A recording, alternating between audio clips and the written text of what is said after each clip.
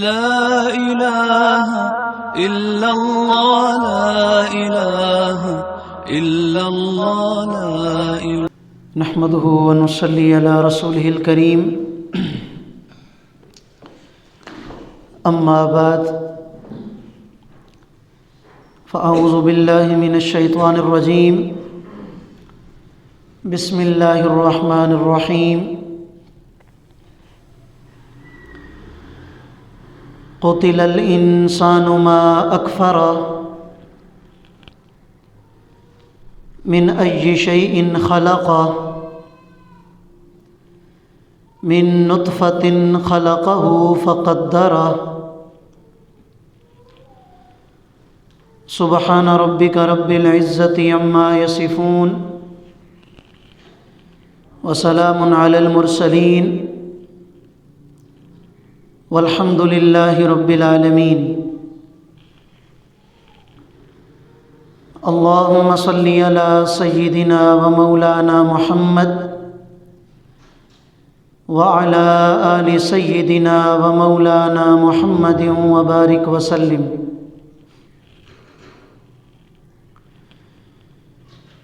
میرے محترم و مکرم مسلمان بھائیوں، دوستوں، بزرگوں، اللہ رب العالمین نے قرآن کریم کے اندر اور نبی کریم صلی اللہ علیہ وسلم نے اپنی مبارک احادیث کے ذریعے ہمیں اس بات کا حکم دیا ہے کہ ہر مسلمان اپنی زندگی ایسے طریقے پر گزارے کہ جو طریقہ شکر گزار بندوں کا ہوتا ہے، کہ جو طریقہ اللہ کے نیک بندوں کا ہوتا ہے، ایسی زندگی گزارنے کا ہر مسلمان کو قرآن و سنت میں حکم دیا گیا ہے۔ میرے محترم دوستو، اگر انسان اپنی تخلیق پر ایک نظر ڈال لے تو صرف اسے اپنے وجود کے اندر اللہ تعالیٰ کے اتنے انعامات اور احسانات نظر آئیں گے کہ ساری زندگی اگر وہ اللہ کی بارگاہ میں سجدے کی حالت میں گزار دے تب بھی اللہ تعالیٰ کے انعامات کا شکر ادا نہیں کر سکے گا۔ اور پھر مزے کی بات یہ ہے کہ یہ انعامات اور یہ احسانات اللہ رب العالمین نے بغیر مانگے ہمیں عطا فرمائے ہیں۔ چنانچہ ہم میں سے کسی نے بھی اللہ تعالیٰ سے آنکھ کا مطالبہ نہیں کیا تھا، ناک اور کان کا مطالبہ نہیں کیا تھا، ہاتھ اور بازو ٹانگوں کا مطالبہ نہیں کیا تھا، کسی بھی چیز کا ہم نے مطالبہ نہیں کیا، اور اللہ رب العالمین نے بغیر مطالبے کے یہ ساری نعمتیں ہمیں عطا فرما دی۔ اب کامیاب انسان اور اللہ کے نیک بندے وہ ہیں کہ جو اللہ تعالیٰ کے ان انعامات پر اللہ تعالیٰ کا شکر بجا لاتے ہیں۔ علماء کرام اور محدثین حضرات اپنی کتابوں میں یہ بات نقل فرماتے ہیں کہ اگر کوئی مسلمان اپنے آپ کو اللہ کا شکر گزار بندہ بنانا چاہتا ہے، اپنے آپ کو اللہ والوں میں شامل کرنا چاہتا ہے، اللہ کے نیک بندوں میں شامل کرنا چاہتا ہے، تو اسے چاہیے کہ زندگی کے ہر شعبے کے اندر ہر معاملے کے اندر وہ اپنی سوچ کو مثبت بنا لے۔ مثبت سوچ کی یہ برکت ہوتی ہے کہ مثبت سوچ رکھنے والا وہ ہمیشہ اللہ کا شکر ادا کرتا رہتا ہے، اور اس کے مقابلے میں منفی سوچ رکھنے والا وہ ہمیشہ ناشکری میں مبتلا رہتا ہے، ہمیشہ ناشکری میں مبتلا رہتا ہے۔ اور مثبت سوچ رکھنے والا وہ اللہ تعالیٰ کے نیک بندوں میں شامل رہتا ہے، ہر وقت اس کی زبان پر الحمدللہ اور اللہ کا شکر رہتا ہے۔ چنانچہ حضرت بایزید بسطامی رحمۃ اللہ علیہ کے بارے میں آتا ہے کہ وہ ایک دن جمعہ کی نماز کے لیے گھر سے نکلے، نہا دھو کر، نئے کپڑے پہن کر، خوشبو لگا کر، تو گلی میں گزرنے لگے تو کسی گھر سے خاتون نے گند کا ایک ٹوکرا پھینکا اور وہ حضرت بایزید بسطامی رحمۃ اللہ علیہ کے اوپر آ گیا، اس میں راکھ وغیرہ بھی تھی۔ تو ایک آدمی کھڑا دور سے دیکھ رہا تھا، تو اس نے سوچا کہ آپ تو یہ غصے ہوں گے، آپ تو ان گھر والوں کی خیر نہیں ہے کہ انہوں نے تو نئے کپڑے پہنے ہوئے تھے، نہا دھو کر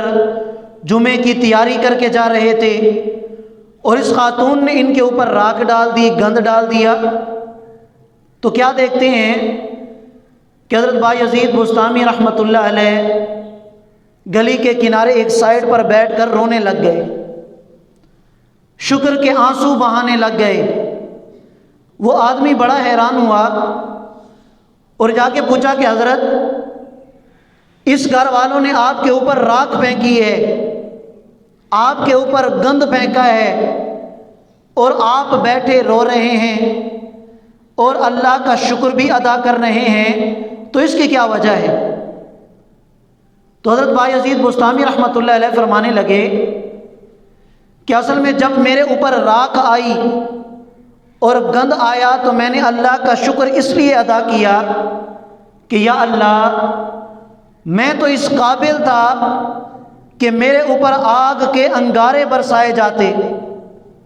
جب میں نے اپنے اعمال کی طرف دیکھا، اپنے گناہوں کی طرف دیکھا، تو میں نے کہا یا اللہ، میں تو اس قابل ہوں کہ میرے اوپر آسمان سے انگارے برسائے جاتے، یا اللہ پھر بھی تیرا شکر ہے کہ یہ راکھ میرے اوپر آئی ہے، یا اللہ پھر بھی تیرا شکر ہے کہ یہ گند میرے اوپر آیا ہے۔ تو یہ مثبت سوچ ہے کہ انسان پر اللہ تعالیٰ کے جو انعامات ہیں، اللہ تعالیٰ کی جو کرم نوازیاں ہیں، اگر انسان ان کی طرف نظر دوڑائے گا تو پھر دنیا کے اندر کیا کچھ ہو رہا ہے، دنیا والے میرے ساتھ کیا کچھ کر رہے ہیں، اس کی طرف خیال ہی نہیں جائے گا۔ اگر حضرت بایزید بسطامی رحمۃ اللہ علیہ اس وقت یہ سوچتے کہ اس نے میرے ساتھ زیادتی کی، اس نے میرے کپڑوں کو خراب کیا، اس نے میرا سارا نقشہ خراب کر دیا، تو پھر بات لڑائی جھگڑے کی طرف چلی جاتی، ناچاکی کی طرف چلی جاتی، جھگڑے کی طرف چلی جاتی۔ تو حضرت بایزید بسطامی رحمۃ اللہ علیہ نے مثبت سوچ کو اختیار کیا تو اس کی برکت اللہ رب العالمین نے یہ دکھا دی کہ جھگڑے سے بھی بچ گئے، ناچاکی سے بھی بچ گئے، اور اللہ تعالیٰ کے شکر ادا کرنے کی بھی اللہ نے توفیق عطا فرما دی۔ حضرت ابراہیم بن ادہم رحمۃ اللہ علیہ کے بارے میں آتا ہے کہ انہوں نے جمعہ کی نماز سے پہلے اپنے سر کے بال صاف کرا دیے، سر منڈوا دیا، حلق کروا لیا۔ حلق کروا کے گھر سے باہر نکلے تو چند نوجوان انہوں نے یہ پروگرام بنایا تھا کہ آج ہم کھانا باہر کھائیں گے، کشتی پہ سفر کریں گے اور دریا کے اس کنارے پہ جا کے ہم نے کھانا کھانا ہے۔ انہوں نے دیکھا کہ یہ سامنے ایک بزرگ آ رہے ہیں اور انہوں نے ٹنڈ بھی کروا رکھا ہے، ان کے سر پہ بال بھی نہیں ہیں، ان کو بھی ساتھ لے چلتے ہیں، چلو راستے میں ان کے ساتھ گپ شپ لگائیں گے، مذاق کریں گے ان کا۔ انہوں نے زبردستی حضرت ابراہیم بن ادھم رحمۃ اللہ علیہ کو اپنے ساتھ لے لیا۔ حضرت بھی چلے گئے، اللہ کے نیک بندے تھے، انہوں نے منع ہی نہیں کیا، ساتھ چل پڑے۔ کشتی پر سوار ہوئے، نوجوانوں نے گپ شپ شروع کی، آپس میں مذاق شروع کیا، تو ان میں سے ایک نوجوان نے آ کر حضرت ابراہیم بن ادھم رحمۃ اللہ علیہ کے سر پہ تھپڑ مارا۔ جس طرح ہمارے یہاں بھی ہوتا ہے کہ اگر کوئی گنجا نظر آ جاتا ہے تو اس کو تنگ کرنے کے لیے تھپڑ مارتے ہیں، تو ایک نے آ کے تھپڑ مارا، باقی ہنسنے لگے۔ پھر دوسرا نوجوان آیا، اس نے تھپڑ مارا، باقی ہنسنے لگے۔ پھر تیسرا نوجوان آیا، اس نے تھپڑ مارا، باقی ہنسنے لگے۔ یوں باری باری ایک آتا، تھپڑ مارتا اور باقی ہنسنے لگتے۔ حضرت ابراہیم بن ادھم رحمۃ اللہ علیہ بڑی عاجزی کے ساتھ کشتی میں بیٹھے ہوئے اور سر نیچے جھکائے ہوئے بیٹھے ہیں۔ اللہ تعالیٰ کو حضرت ابراہیم بن ادھم رحمۃ اللہ علیہ کا یہ صبر بڑا پسند آیا، اور دل ہی دل میں اللہ تعالیٰ کا شکر ادا کر رہے ہیں، یا اللہ تو نے جس حال میں رکھا ہے میں تجھ سے راضی ہوں، یا اللہ تو نے جس حال میں مجھے رکھا ہے میں تجھ سے راضی ہوں، یا اللہ مجھے اس حالت میں بھی تجھ سے کوئی شکوہ نہیں، یا اللہ اس حالت کے اندر بھی میرا کوئی گلہ نہیں، میں ہر حال میں تجھ سے راضی ہوں۔ اب یہ مثبت سوچ ہے۔ اگر حضرت ابراہیم بن ادھم رحمۃ اللہ علیہ ان کے ساتھ لڑائی جھگڑا کرنا چاہتے، ظاہر سی بات ہے کہ اللہ کے نیک بندے تھے، اللہ کے ولی تھے، ایک نہیں سینکڑوں ہزاروں ان کے مرید تھے، اگر یہ ان سے اپنا بدلہ لینا چاہتے لے سکتے تھے، لیکن اس وقت انہیں پتہ تھا کہ میرا تعلق میرے اللہ کے ساتھ ہے، یہ جو کچھ میرے ساتھ کر رہے ہیں میرا اللہ اسے دیکھ رہا ہے اور اللہ اس کا بدلہ ضرور لے گا۔ آپ نیچے سر جھکائے بیٹھے ہیں،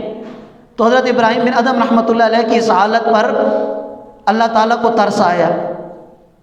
اور آپ کا صبر بڑا پسند آیا۔ الہام ہوا کہ میرے بندے تو جو بھی ان کے حق میں دعا کرے گا، ان کے خلاف دعا کرے گا، تیری دعا قبول ہوگی۔ اگر تو کہے تو ان کی کشتی کو الٹ دوں۔ تو حضرت ابراہیم بن ادھم رحمۃ اللہ علیہ نے یوں دعا کے لیے ہاتھ اٹھائے اور دعا مانگی کہ یا اللہ اگر تو نے الٹنا ہی ہے تو ان نوجوانوں کے دلوں کو الٹ دے، یا اللہ یہ تیرے نیک بندے بن جائیں، یا اللہ تو کشتی کو الٹ سکتا ہے تو تیرے اندر یہ بھی طاقت ہے، تو یہ بھی قوت رکھتا ہے کہ یا اللہ ان نوجوانوں کے دلوں کو الٹ دے، ان کو دلوں کو تو پھیر دے اور نیکی کے راستے پہ لگا دے۔ آج یہ برائی میں لگے ہیں، اگر یہ نیکی پر آ جائیں گے تو یا اللہ تیرے نیک بندے بن جائیں گے۔ چنانچہ تاریخی واقعات ہیں کہ یہی نوجوان جنہوں نے حضرت ابراہیم بن ادھم رحمۃ اللہ علیہ کو تنگ کیا، تکلیف پہنچائی، اللہ تعالیٰ نے ایک وقت ایسا آیا کہ ان سب کو وقت کا اولیاء بنا دیا، ولی بنا دیا، حضرت ابراہیم بن ادھم رحمۃ اللہ علیہ کی دعا کی برکت سے اور اس مثبت سوچ کی برکت سے۔ اور یہ مثبت سوچ ہمیں ملتی ہے ہمیں ہمارے پیغمبر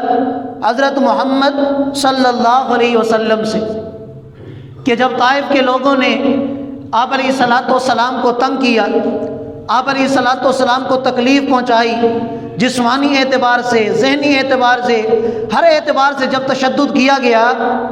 تو آپ علیہ الصلاۃ والسلام نے ان کے حق میں بد دعا نہیں کی،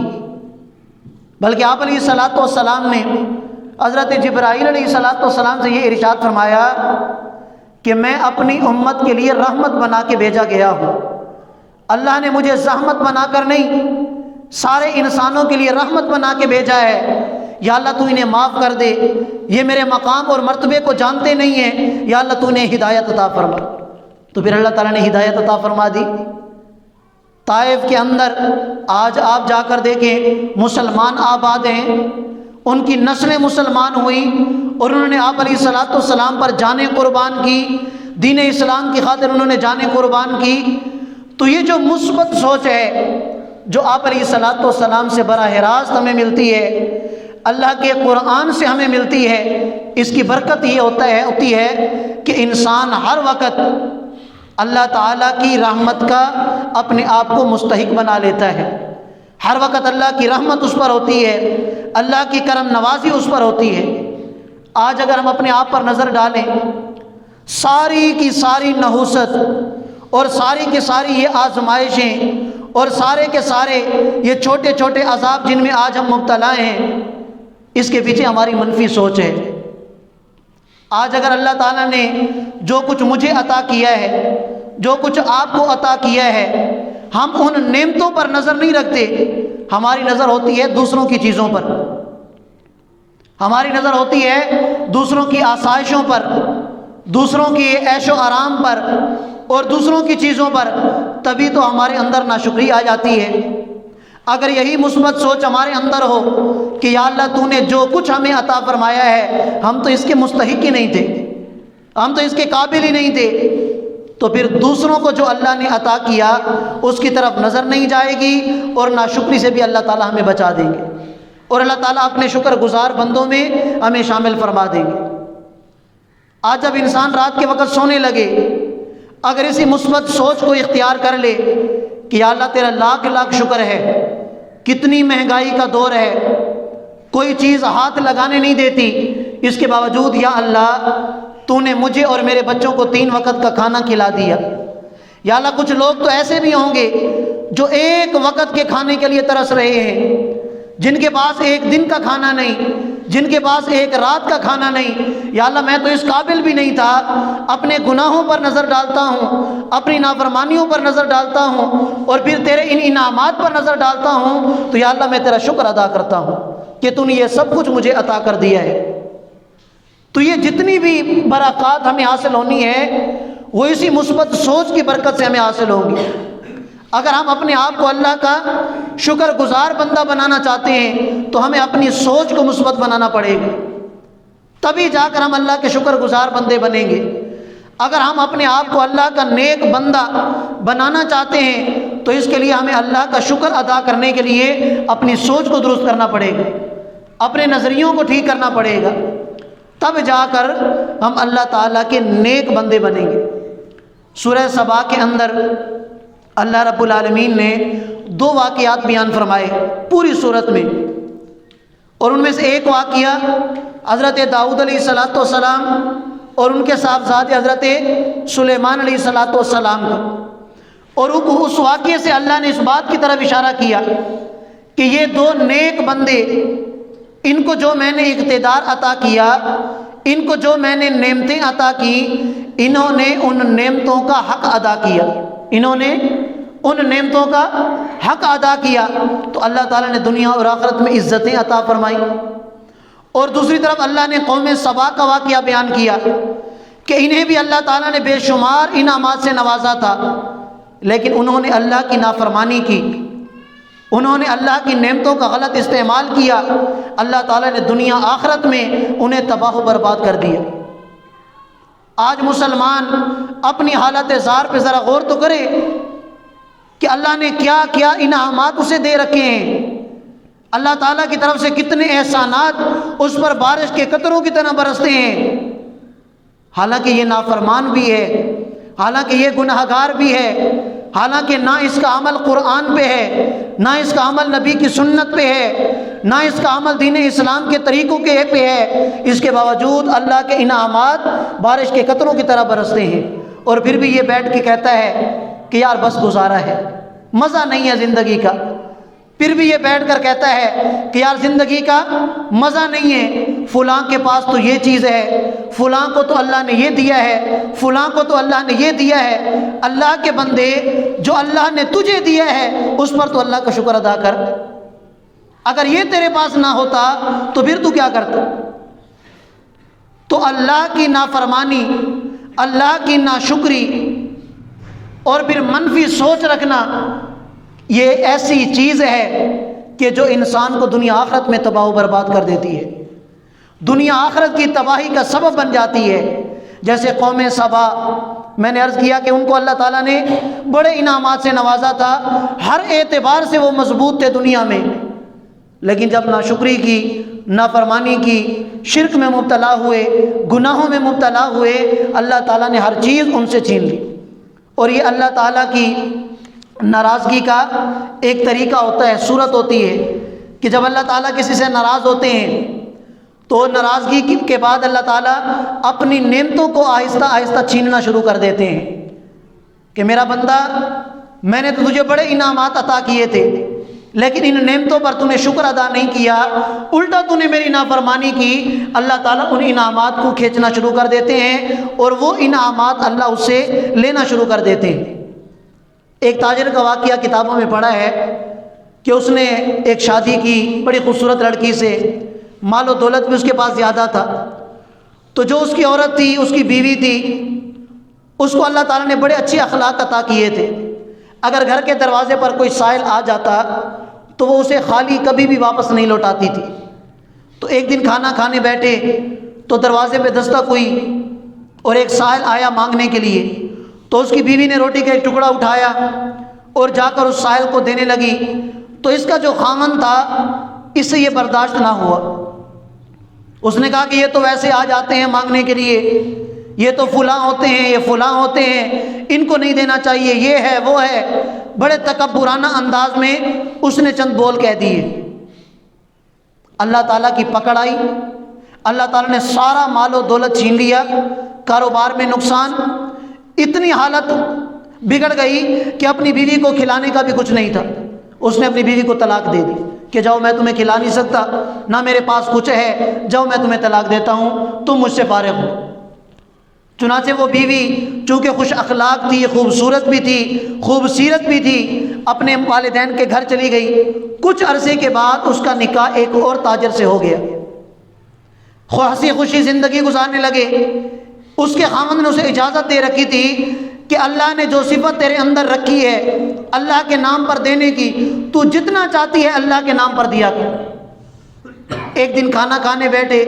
دروازے پر دستک ہوئی اور وہ اللہ کے نام پر کچھ روٹی اٹھا کر، کھانا اٹھا کر دے کر،